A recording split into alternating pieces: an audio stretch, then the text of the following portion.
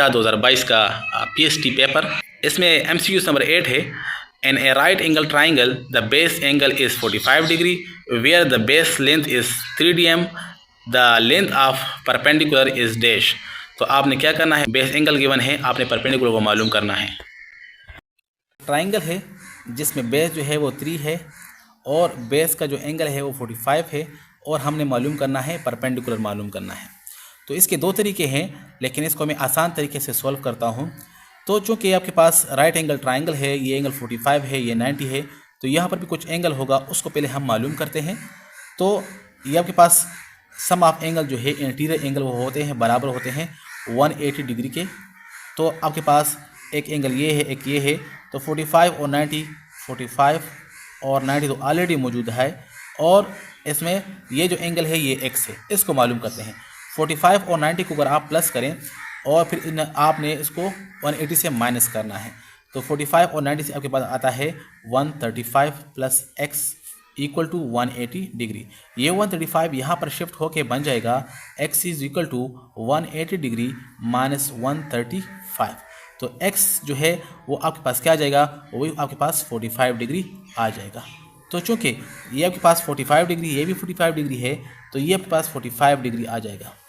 अब क्या हमने करना है कि हमारे पास एक शार्ट सा रिजल्ट है कि जब भी आपके पास दो एंगल बराबर होंगे तो उनके सामने वाले साइड्स भी आपस में बराबर होंगे। तो ये आपके पास एंगल है, इसके सामने वाला साइड कौन सा है, ये वाला साइड है, ये परपेंडिकुलर साइड है, ठीक है। और ये आपके पास कौन सा एंगल है, 45 है, बराबर है एंगल, तो इसके सामने वाला साइड क्या है, वो ये वाला साइड है, ये वाला साइड। तो चूंकि ये साइड 3 है तो ये भी 3 होगा, क्योंकि ये 45 एंगल है, 45 है को हमने देखना है। तो इसका जो अपोजिट साइड है वो ये साइड है और इसका जो अपोजिट साइड है वो ये है, ये 3 है तो ये भी 3 होगा। तो इस तरह हमारे पास जो परपेंडिकुलर की जो वैल्यू होगी वो क्या होगी, वो 3 dm³ होगी। ऑप्शन में हमने ये लगाना है। Number exterior angle of regular pentagon, इसका आपने एक्सटीरियर एंगल मालूम करना है। पेंटागन होता है 5 साइड्स वाला जो है फिगर, तो उसका आपने इंटीरियर एंगल मालूम नहीं करना बल्कि एक्सटीरियर एंगल मालूम करना है, इसको आपने नोट करना है। नेक्स्ट पास रेगुलर पेंटागन है, रेगुलर का मतलब होता है कि तमाम साइड्स आपस में इक्वल होंगे। ये कहते हैं कि रेगुलर पेंटागन में एक्सटीरियर एंगल क्या होगा। अगर आपको एक्सटीरियर एंगल मालूम करना है तो पहले आपको इंटीरियर एंगल के बारे में भी पता होना चाहिए कि इंटीरियर एंगल क्या है, तभी आप एक्सटीरियर एंगल के बारे में बता सकते हैं। इंटीरियर एंगल के लिए फार्मूला आपके पास है, एक सिंपल सा फार्मूला है कि n-2 divided by n multiply 180 degree. ये किसी भी फिगर के एंटीरियर एंगल के लिए ये फार्मूला इस्तेमाल हो सकता है, चाहे 5 साइड वाला हो, 6 वाला हो, 3 वाला हो, जो भी है। यहाँ पर n की जो वैल्यू है आपने 5 फुट करनी है, तो हो जाएगा 5 - 2 डिवाइड बाई 5 मल्टीप्लाई 180 डिग्री। तो 180 को आप 5 पे डिवाइड करें, इसकी कटिंग करें तो ये आपके पास आ जाएगा 6 आ जाएगा और 36 डिग्री आ जाएगा। 36 डिग्री को आप 3 के साथ मल्टीप्लाई करें, आपके साथ आ जाएगा 108 डिग्री। इसका मतलब है कि यहाँ पर जो इंटीरियर एंगल है तमाम साइड्स के दरमियान में जो एंगल है वो 108 है, 108 है। अब एक्सटीरियर एंगल को मालूम करने के लिए आपने क्या करना होगा, 180 डिग्री से आपने ये इंटीरियर एंगल को माइनस करना है, 108 को माइनस करना है। तो इससे जो आंसर आ जाएगा वो आ जाएगा 72 डिग्री। 23 नंबर है, a polynomial having dash term is called trinomial. ऐसा पोलिनोमियल जिसमें कितने टर्म होंगे तो उसको हम ट्राइनोमियल कहेंगे।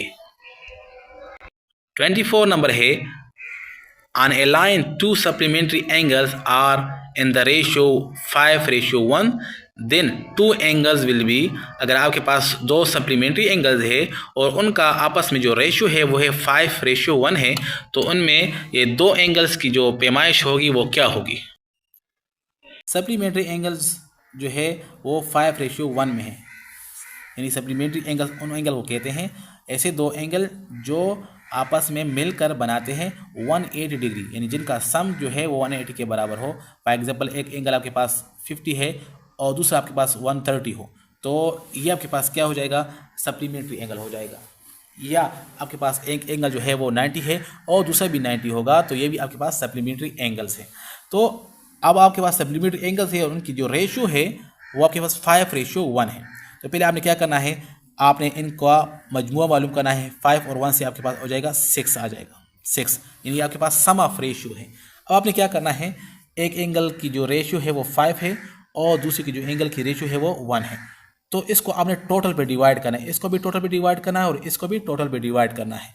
और चूंकि ये सप्लीमेंट्री एंगल्स की रेशियो है तो हमने यहाँ पर मल्टीप्लाई करना है 180 डिग्री और यहाँ पर भी मल्टीप्लाई करना है 180 डिग्री। ठीक है, यानी individual ratio divide by sum of ratio multiply total angle, individual ratio sum of ratio multiply by total angle. अच्छा, अब इसको इसके साथ कैंसिल करें तो हो जाएगा 30 और 30 मल्टीप्लाई 5 करें तो ये जो 0 और 3 5 15, तो एक एंगल इसमें होगा 150 का होगा। कि आप यहाँ पर कैंसिलेशन करें तो यहाँ पर आपके पास जो एंगल हो जाएगा वो 30 हो जाएगा और 30 मल्टीप्लाई 1 से वही 30 एंगल आ जाएगा। तो इसका मतलब है कि वो दो जो एंगल है वो एक 50 है और दूसरा है 30 है। इन दोनों को अगर आप प्लस करें तो आपके पास जो है वो एंगल के जो सम है वो 180 आ जाएगा। इसका मतलब कि हाँ, यही आपके पास सप्लीमेंट्री एंगल्स है।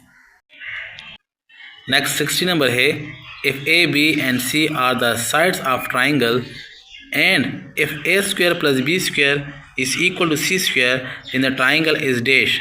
अगर आपके पास ए बी सी साइड्स हो ट्राइंगल के तो आपने मालूम करना है कि ये कौन सा ट्राइंगल है। Are the sides of triangle and A square plus B square is equal to C square हो। जब भी आपके पास कोई ट्राइंगल हो और उसमें दो साइड्स के स्क्वायर का सम, दो साइड पर आप स्क्वायर ले लें और उनको आप जमा करें तो उससे थर्ड साइड का स्क्वायर बन जाए, तो इसका मतलब होगा कि ये आपके पास क्या है, ये आपके पास राइट एंगल ट्राइंगल है। एक पास राइट एंगल ट्राइंगल होगा, दूसरा कोई भी ट्राइंगल नहीं होगा, एक पास राइट एंगल ट्राइंगल होगा। क्योंकि इस रिजल्ट को हम कहते हैं पैथागोरस थ्योरम। ये आपके पास एक थ्योरम है जिसको हम कहते हैं पैथागोरस थ्योरम, और ये बाकी किसी ट्राइंगल पर जो है वो अप्लाई नहीं हो सकता। ये सिर्फ राइट एंगल ट्राइंगल के लिए ही बना है कि कोई राइट एंगल ट्राइंगल होगा। राइट एंगल ट्राइंगल इस ट्राइंगल को कहते हैं जिसमें एक एंगल जो है वो 90 हो। तो इसमें ये आपके पास हाइपोटेन्यूज का स्क्वायर जो है वो बराबर होगा बेस के स्क्वायर प्लस परपेंडिकुलर के स्क्वायर के बराबर होगा। तो ये आपके पास सिर्फ राइट एंगल ट्राइंगल में भी राइट एंगल ट्राइंगल के लिए ही बना है, तो उस पर यही अप्लाई हो सकता है। तो अगर ए बी सी साइड्स हो और इस तरह रिजल्ट हो तो ये ट्राइंगल जो है ये क्या होगा, ये आपके पास right angle triangle. Pi is the ratio between radius and circumference, diameter and radius, circumference and diameter, diameter and circumference. तो इसमें आपसे आपके पास कौन सा ऑप्शन ठीक है? किस चीज़ का रेशियो है? इसका जो फार्मूला है वो होता है 2 पाई आर। 2 पाई आर सर्कमफेरेंस बराबर होता है 2 पाई आर। तो अगर आप सिर्फ पाई को छोड़ दें और यहाँ पर 2 आर पे यहाँ पे भी डिवाइड करें और यहाँ पे भी डिवाइड करें तो ये हो जाएगा सर्कमफेरेंस डिवाइड बाय 2 आर, इसको हम डायमीटर कहते हैं, इज इक्वल टू ये आपके पास रह जाएगा पाई हो जाएगा। तो असल में जो पाई है वो क्या, इसको हम लिख सकते हैं, देखें, circumference ratio diameter is equal to pi.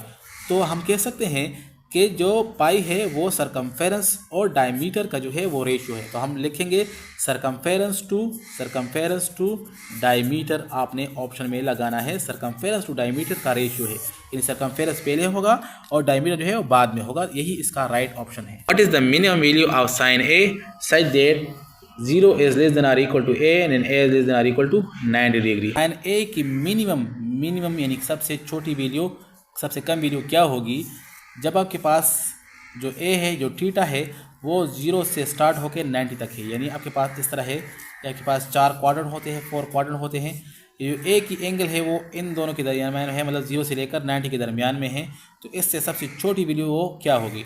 तो हमारे पास साइन 0 डिग्री पर आपके पास जो एंगल होता है, जो वैल्यू होती है 0 डिग्री।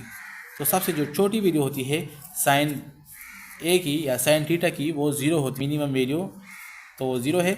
अगर आपके पास यहाँ पर मैक्सिमम का वर्ड होता तो फिर आप लगाते 1 का ऑप्शन लगाते। तो मिनिमम 0 है और मैक्सिमम 1 है। Then 1 or 4 of the number is dash। जो क्वेश्चन है क्वेश्चन नंबर 5, उसमें इस तरह डायग्राम बना है और यहाँ पर जो x की जो एंगल है, एंगल x, इसको मालूम करना है। तो सबसे पहले आपको पता होगा कि ट्राइंगल के अंदर जो इंटीरियर एंगल होते हैं उनका सम जो है वो किसके बराबर होता है? वो 180 के बराबर होगा। तो हम लिख सकते हैं कि angle A plus angle C plus 40 degree is equal to 180 degree. लेकिन यहाँ पर क्या है, यहाँ पर आपके पास इस साइड की जो पैमाइश है 40 है और इस साइड की पैमाइश भी 40 है। तो इनके अपोजिट एंगल्स भी आपस में बराबर होंगे। अगर दो साइड्स आपस में बराबर होते हैं तो इनके सामने सामने एंगल भी आपस में बराबर होते हैं। यानी हम कह सकते हैं कि एंगल ए और एंगल सी जो है उनकी पैमाइश बराबर होगी। तो हम एंगल सी की जगह एंगल ए डाल सकते हैं और एंगल ए की जगह एंगल सी डाल सकते हैं।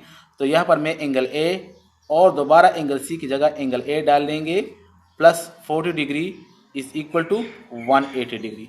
ये हो जाएगा 2 time angle A is equal to, इस 40 को आप इधर शिफ्ट करें तो ये हो जाएगा 180 डिग्री माइनस 40 डिग्री, जो पास हो जाएगा 140 डिग्री। और इसको आप 2 पे डिवाइड करेंगे, 2 एंगल ए है तो 2 पे डिवाइड करेंगे, डिवाइड बाई 2, इसको भी 2 पे डिवाइड करेंगे तो एंगल ए की जो पैमाइश हो जाएगी वो हो जाएगी 70 डिग्री।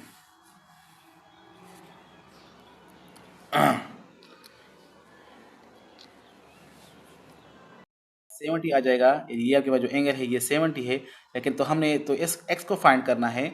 तो ये आपको पता है कि ये आपके पास सेमी सर्कल बनता है और सेमी सर्कल में आपके पास 180 डिग्री होता है, क्योंकि पूरे सर्कल में 360 होता है और हाफ सर्कल में आपके पास 180 होता है। तो हमें पता है कि ये पूरा जो है ये आपके पास क्या है, ये आपके पास यानी एक्स और एंगल ए को आप मिलाकर कितना बनता है, ये आपके पास 180 बनता है। एक्स और साथ में एंगल ए जो है ये मिलकर बनाते हैं 180 डिग्री, यानी हाफ सर्कल बनाता है। तो हमने सिर्फ एक्स को फाइंड करना है, तो इस ए को उधर शिफ्ट करें तो X is equal to 180 degree और एंगल ए जो है आपके पास क्या है वो 70 डिग्री है। तो ये इसको माइनस करें तो ये हो जाएगा 120 डिग्री आ जाएगा। ऑप्शन में आपके पास 120 डिग्री मौजूद है, उस पर टिक लगा लेंगे।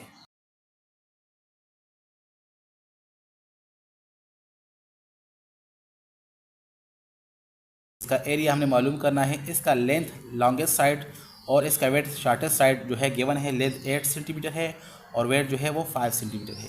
तो एरिया ऑफ रेक्टेंगल के लिए हमारे पास फार्मूला होता है कि area equal to length multiply width, यानी आपने इस साइड और इस साइड को मल्टीप्लाई करना है तो आपको यहाँ पर जो एरिया है वो मालूम हो जाएगा। तो यहाँ पर 8 सेंटीमीटर मल्टीप्लाई 5 सेंटीमीटर, 8 और 5 को मल्टीप्लाई करें तो हो जाएगा 40 और सेंटीमीटर सेंटीमीटर बेस 7 है तो हो जाएगा से स्क्वायर हो जाएगा। तो इसका जो एरिया है वो हो जाएगा 40 सेंटीमीटर स्क्वायर।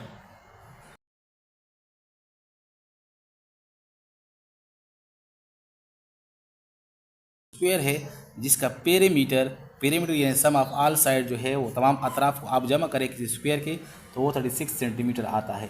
आपने इसका एक साइड यानी लेंथ या वेट कोई भी साइड आपने मालूम करना है।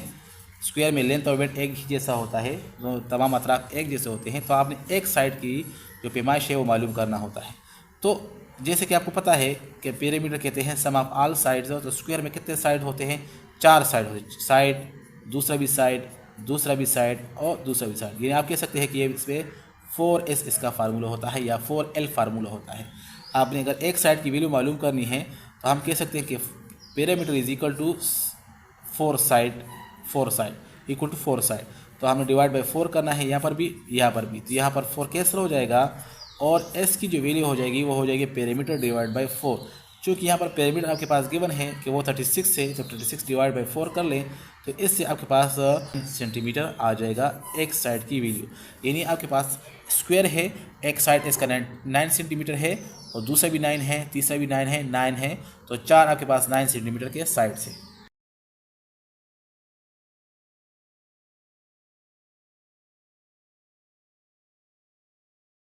साइड की पैमाइश जो है वो 6 है, दूसरी की 8 है और तीसरी के 10 है, यानी तमाम साइड जो है वो डिफरेंट है। तो इस टाइप के ट्राइंगल को हम कहते हैं स्केलीन ट्राइंगल। स्केलीन, ये तमाम साइड जब डिफरेंट हो तो उस ट्राइंगल को हम कहते हैं scalene triangle. The vertical angle measure 2x and 80, how many degree are there in x, यानी x की आपके पास पैमाइश क्या होगी, 2x और 80 जो है ये क्या है, वर्टिकल एंगल है। जब भी आपके पास दो लाइन इस तरह इंटरसेक्ट करें तो एक ये एंगल यहाँ पर बनता है और एक यहाँ पर बनता है, तो ये दोनों जो है आपस में जो है इसको कहते हैं वर्टिकल एंगल। इस तरह ये एंगल और ये एंगल भी आपस में वर्टिकल एंगल है। लेकिन हमने क्या करना है, कोई भी दो वर्टिकल एंगल लेने हैं। इसमें कह रहे हैं कि आपके पास जो दो वर्टिकल एंगल है, एक 2x है और दूसरा जो एंगल है वो दूसरा है 80। तो ये दो एंगल आपके पास है, दोनों वर्टिकल एंगल है।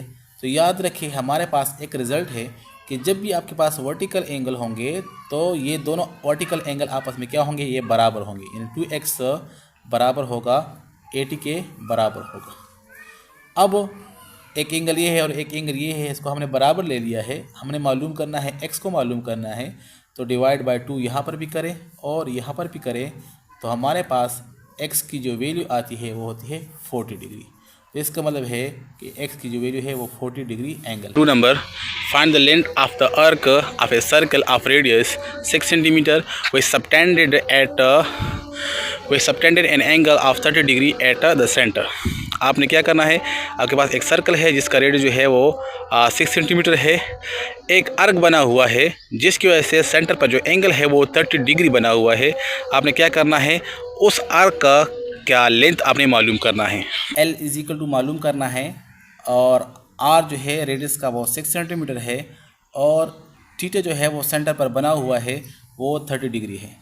इसके लिए हमारे पास एक फार्मूला है L is equal to R theta, लेकिन ये जो थीटा है इसकी जो यूनिट है वो रेडियन होना चाहिए और यहाँ पर हमारे पास जो थीटा है वो है डिग्री में है। तो सबसे पहले हम क्या करेंगे, हम इस थीटा को रेडियन में कन्वर्ट करेंगे। तो जब भी आप थीटा को रेडियन में कन्वर्ट करते हैं तो इसके लिए आपको क्या करना होगा, आपके पास जो है 1 डिग्री की जो वैल्यू है वो है पाई डिवाइड बाय 180 रेडियन, ये आप वैल्यू डालेंगे। ये 10 क्लास का क्वेश्चन है।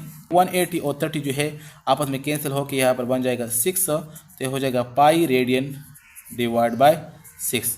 तो अब इसका यूनिट जो है वो रेडियन आ चुका है और यहाँ पर आप पाई डिवाइड बाय 6 लगाएंगे। तो हमारे पास फार्मूला है L is equal to R theta. R की जगह आप पुट करेंगे रेडियस और थीटा की जगह आप पुट करेंगे pi divide by 6 radian put करेंगे। तो R आपके पास 6 है, ठीक है, और थीटा आपके पास है 6/6 पाई बाई 6 है। तो ये दोनों कैंसिल होके बन जाएगा पाई आ जाएगा, आपके पास यहाँ पर पाई आ जाएगा, L इज इक्वल टू पाई आ जाएगा। लेकिन आपके पास जो आंसर है वो क्या है, वो पाई का दूसरी कीमत है। पाई असल में किसको कहते हैं, पाई कहते हैं आपके पास है 22 डिवाइड बाय 7 को कहते हैं और इसको आप जब डिवाइड करते हो जाएगा 3.14 आंसर आएगा। तो इसकी दूसरी वैल्यू है ऑप्शन में मौजूद है वो है 3.14 मौजूद है। तो हमने ये वैल्यू लगानी है अपने आंसर में। तो इसका जो आंसर है वो है 3.14। आपके पास है find the surface area of cylinder whose radius is 7 centimetre and its height is 33। Surface area of cylinder, ये आपके पास एक सिलेंडर है जिसका रेडियस, इसका रेडियस जो है वो रेडियस गिवन है 7 सेंटीमीटर और इसका जो हाइट है 3 सेंटीमीटर है। तो आपने क्या करना है, इसका सरफेस एरिया मालूम करना है। तो सरफेस एरिया के लिए आपके पास जो है एक फार्मूला है, surface area equal to 2 pi R into R plus H, ये फार्मूला है आपके पास। इसमें आपने वैल्यू पुट करनी है 2 और पाई का मतलब होता है 3.14, तो 3.14 और रेडियस की जगह आपने पुट करना है 7 और यहाँ पर क्या है, रेडियस 7 है और H की वैल्यू आपको पुट करनी है 33 पुट करनी है। तो इसको आप कैलकुलेट करें तो इससे आपके पास आ जाएगा 2, 3.14 और 7 और इससे आपके साथ आंसर आ जाएगा 40 आ जाएगा। 40 को 2 के साथ मल्टीप्लाई करें 80 आ जाएगा और 80 को अगर आप 7 के साथ मल्टीप्लाई करें तो 560 आ जाएगा।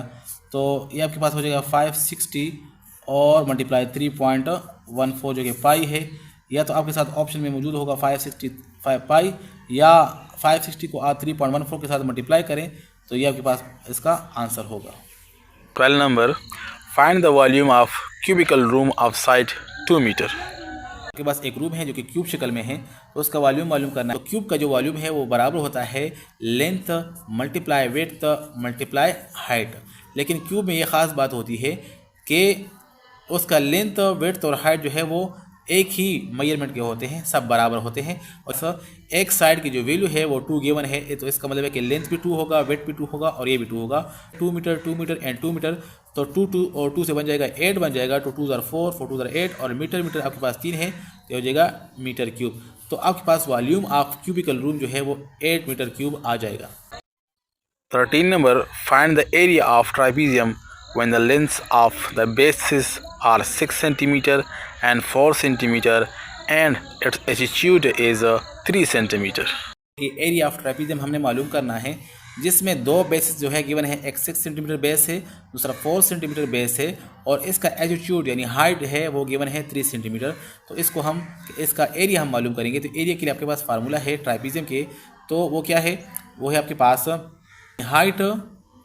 हाइट या altitude multiply b1 plus b2 divided by 2 का, और इस साइड का आपने अरिथमेटिक मीन या एवरेज लेना है, क्योंकि ये एक साइड बड़ा है और एक छोटा है, तो हमने इसका एवरेज ले लिया है, और फिर इसके साथ हमने इसका जो है ये वाला साइड मल्टीप्लाई करना है, ये वाला मल्टीप्लाई करना है। इन दो साइड को प्लस करके डिवाइड बाई 2 करेंगे। तो हाइट इसका क्या है, 3 है, मल्टीप्लाई जो b1 है वो 6 है, b2 है वो 4 है, और 2 पर डिवाइड करना है। तो ये हो जाएगा 3 मल्टीप्लाई 6 प्लस 4 से 10 आएगा, और डिवाइड बाई 2, तो इससे आपके पास 5 आ जाएगा। 3 मल्टीप्लाई 5 और 3 मल्टीप्लाई 5 का तो आपके पास 15 आ जाएगा।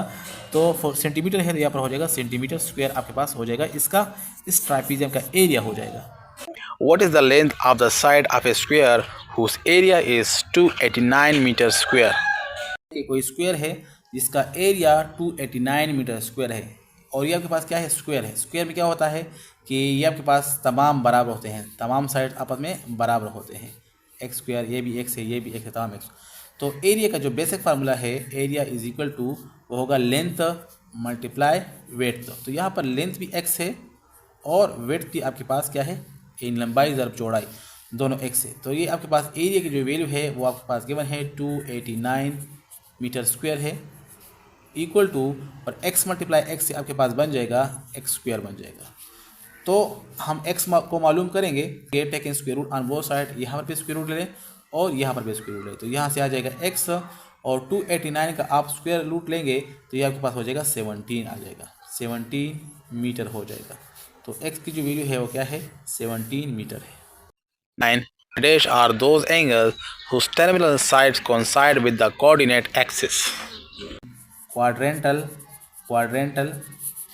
एंगल्स, इसको हम कहते हैं quadrantal angles. Quadrantal angles are the angles whose terminal sides coincide with the coordinates axis. ये आपके पास क्वाड्रेंटल एंगल्स होते हैं। नंबर 80 है, of a circle 30 centimetre, find the length of a chord which is 10 centimetre from the centre. Chord है, A B card है आपके पास, जिसको मैंने डबल बनाया है, ए बी कार्ड। ये आपके पास सेंटर से जो है ये 10 यूनिट के फासले पर है, 10 फासले पर है, 10 सेंटीमीटर है या मीटर है, तो इतने फासले पर है। जबकि इस सर्कल का जो रेडियस है वो है 30 सेंटीमीटर है या 30 मीटर है, जो भी है ये इतना है। तो आपने क्या करना है, ये जो कार्ड है, ये कार्ड, इसकी पैमाइश मालूम करनी है कि ये कार्ड कितना है। तो इसको तो देखें, जब भी आपके पास सेंटर से एक लाइन ड्रा होगा कार्ड के ऊपर, तो ये हमेशा इस पर परपेंडिकुलर होगा, 9 डिग्री के साथ होगा। तो इसका मतलब ये हुआ कि ये आपके पास जो ट्राइंगल है ये राइट एंगल ट्राइंगल है। तो इस पर हम पैथागोरस का थ्योरम इस्तेमाल कर सकते हैं, जो कि कहता है कि हाइपोटेन्यूज का स्क्वायर यानी 30 का स्क्वायर बराबर होगा बेस का स्क्वायर यानी am का स्क्वायर, और परपेंडिकुलर का स्क्वायर जो कि 10 है। यहाँ से हम इस am की वैल्यू मालूम करेंगे, 30 का स्क्वायर हो जाएगा, ये आपके पास हो जाएगा 900 equal to am square plus 10 का स्क्वायर हो जाएगा 100 हो जाएगा।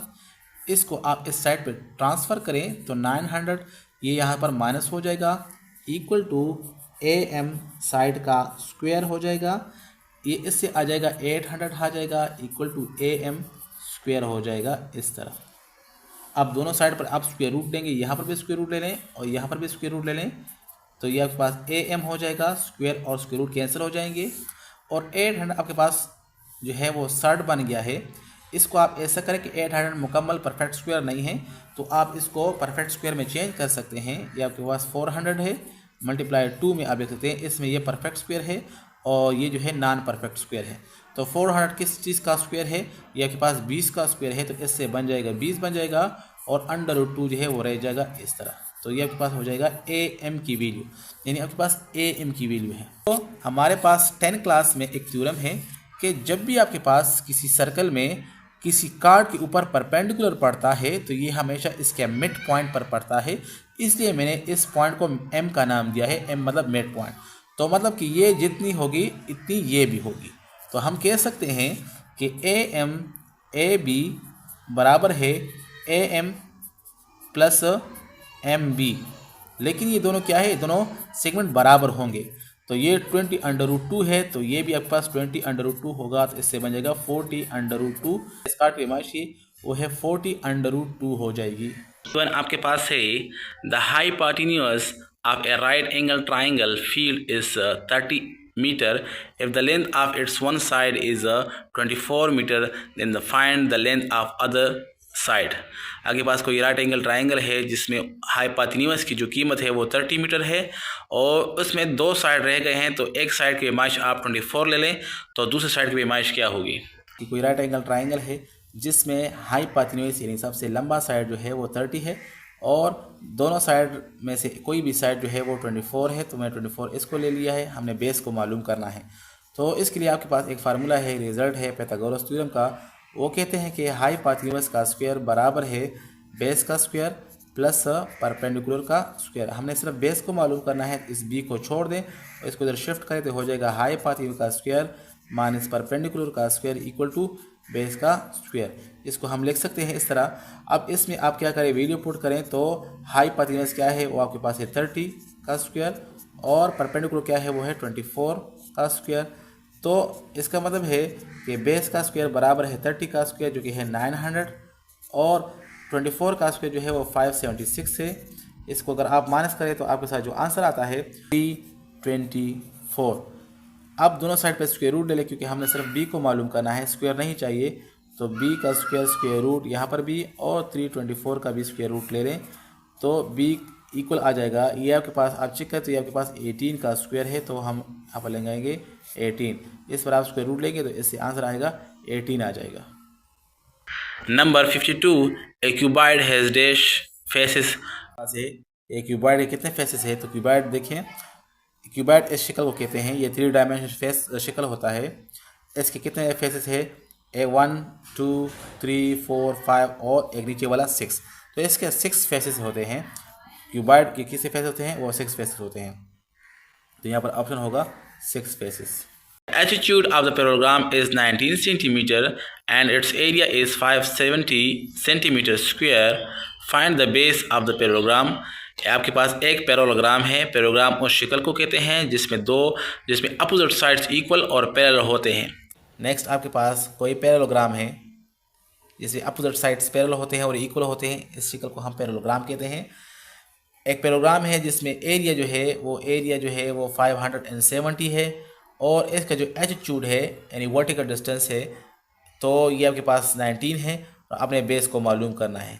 तो इसके लिए आपके पास जो फार्मूला है वो फार्मूला ये है कि आपने एरिया का फार्मूला इस्तेमाल करना है कि area of parallelogram is equal to altitude या height multiply base. Height multiply base आपने करना है तो ये इसका एरिया आ जाएगा। अब एरिया की कीमत है 570 है और हाइट जो है वो आपके पास 19 है और बेस आपने मालूम करना है। तो यहाँ पर 19 पे डिवाइड करें इसको भी और इसको भी 19 पे डिवाइड करें तो हो जाएगा 30, इससे आंसर आ जाएगा। तो बेस की जो वैल्यू है वो क्या हो जाएगी, 30 यूनिट हो जाएगी। 55 है find the area of the square whose length of one side is 34 centimetre. तो इसका हमने एरिया मालूम करना है। कोई स्क्वायर है जिसमें एक साइड की बाएं जो है वो क्या है, वो गिवन है कि वो 34 है और आपने इसका एरिया मालूम करना है। तो स्क्वायर ऑफ एरिया क्या होगा, एरिया बराबर होगा 34 मल्टीप्लाई 34 के बराबर होगा, क्योंकि स्क्वायर है तो लेंथ मल्टीप्लाई विड्थ का फार्मूला भी इस्तेमाल कर सकते हैं। ये इन दोनों साइड को एक ही साइड ले लें, कंसीडर कर लें और मल्टीप्लाई कर लें, तो ये आपके पास हो जाएगा 34 मल्टीप्लाई 34 1156 आंसर आ जाएगा। The coordinate of the midpoint of the segment joining the points A and B। आपके पास दो पॉइंट्स है A B, इसको एक लाइन सेगमेंट ने ज्वाइन किया है तो उस लाइन सेगमेंट का हमने मिड पॉइंट मालूम करना है। कि मिड पॉइंट हमने मालूम करना है, तो मिड पॉइंट के लिए आपके पास जो फार्मूला होगा वो होता है x1 plus x2 divided by 2 और y1 plus y2 divide by 2। यदि क्या करना है, आपके पास ऑर्डर पेयर में दो ऑर्डर पेयर हैं, एक आपके पास है A 4, 6 और दूसरा आपके पास है बी 2,1, यानी इन दोनों को प्लस करें, 4 + 2 और 2 पे डिवाइड करें, और सेकंड वन वैल्यू को प्लस करें, ये आपके पास 6 है और ये 1 है, तो 6 + 1 डिवाइड बाय 2 करें, तो 4 + 2 से आपके पास 6 होता है डिवाइड बाय 2, और 6 + 1 से 7 होगा डिवाइड बाय 2। जब इनको आप डिवाइड करेंगे तो 6/2 से तो आंसर 3 आ जाएगा, और ये दूसरा जो है 7/2 यानी 7 का जो हाफ है वो क्या होगा, वो 3.5 होगा। तो आपके पास जो मिड पॉइंट होगा वो होगा 3, 3.5 होगा, मिड पॉइंट की ये वैल्यू होगी।